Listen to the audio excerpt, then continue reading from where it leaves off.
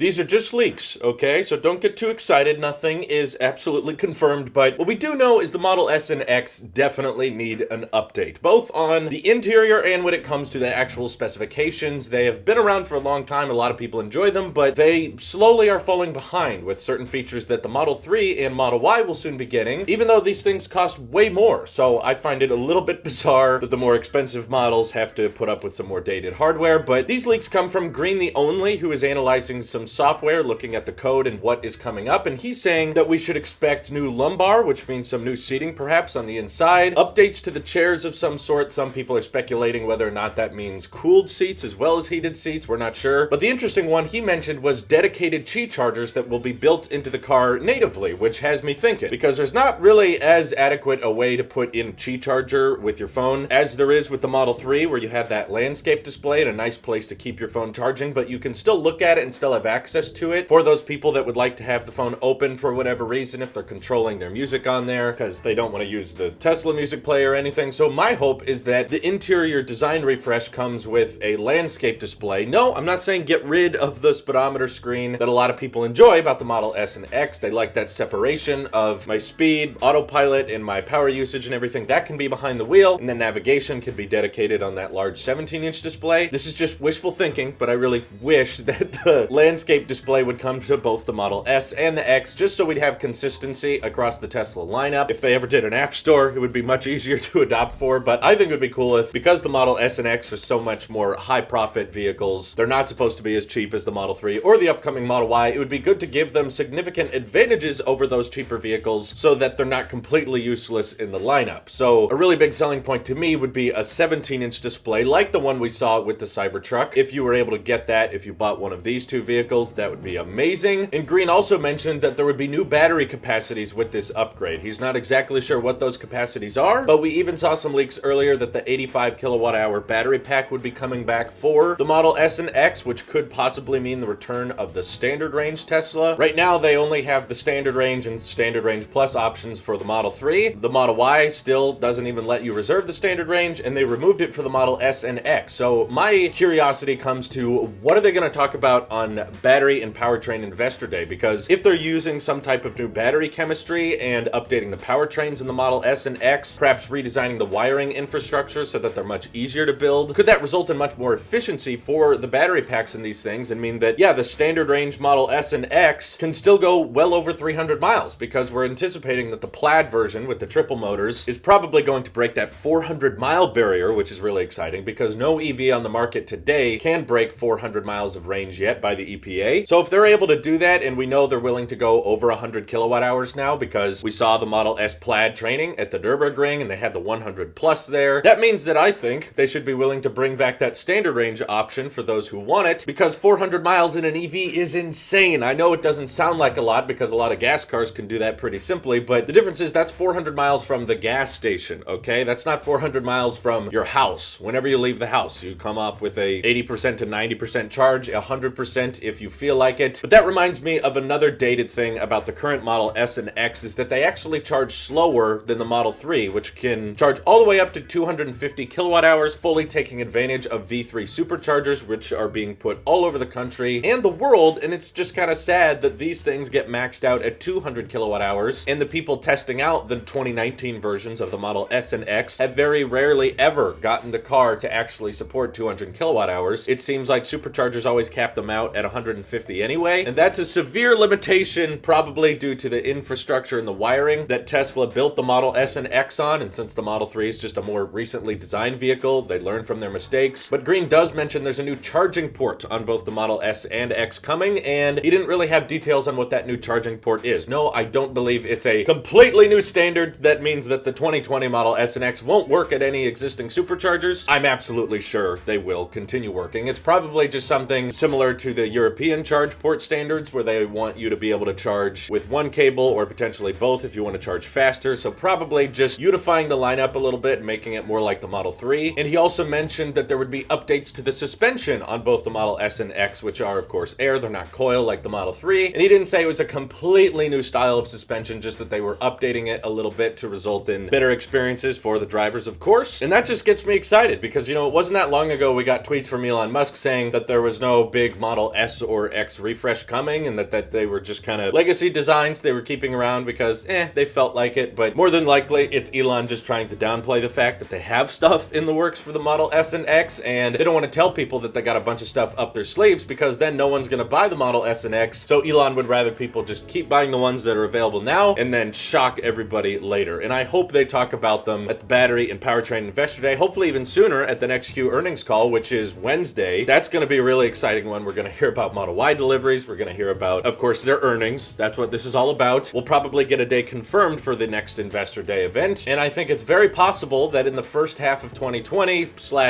the summertime, we will see the first electric vehicle out on the market today that can actually go 400 miles on a single charge. Maybe more, Maybe if they're using this new battery chemistry that enables them to have a 500-mile Cybertruck for a mere $70,000. Hey, if these things are 80, 90 to well over $100,000 for the performance models, then it sounds like it wouldn't be too crazy to imagine that some of the maxed out Model S and X could go well over 400, maybe approaching that 500-mile range. I would love to see that. So in that case, bring back the standard range with that new battery capacity, built-in Qi chargers. That's like why don't we have that yet? Please bring that, Tesla, and update the interiors, maybe with some more modern looking displays. You can keep your 2 screens. I'm okay with that. Just make it a little bit more Model 3-esque with that landscape, and maybe just give it some more screen real estate, because these are supposed to become the more premium sedan market and not so much the mid-size sedan market that the Model 3 is in. So basically just make these more premium so that you can differentiate them a little bit from the Model 3 and Y, because once the Y comes out, I have a feeling that the Model X sales may not do too well if people find out that, Falcon doors and auto closing doors and everything, those are really cool, but I can buy 2 Model Ys for the price of 1 Model X. The doors aren't that cool. Anyway, let me know what you guys are thinking. Thank you guys for watching, and I hope you have an excellent day. Take care.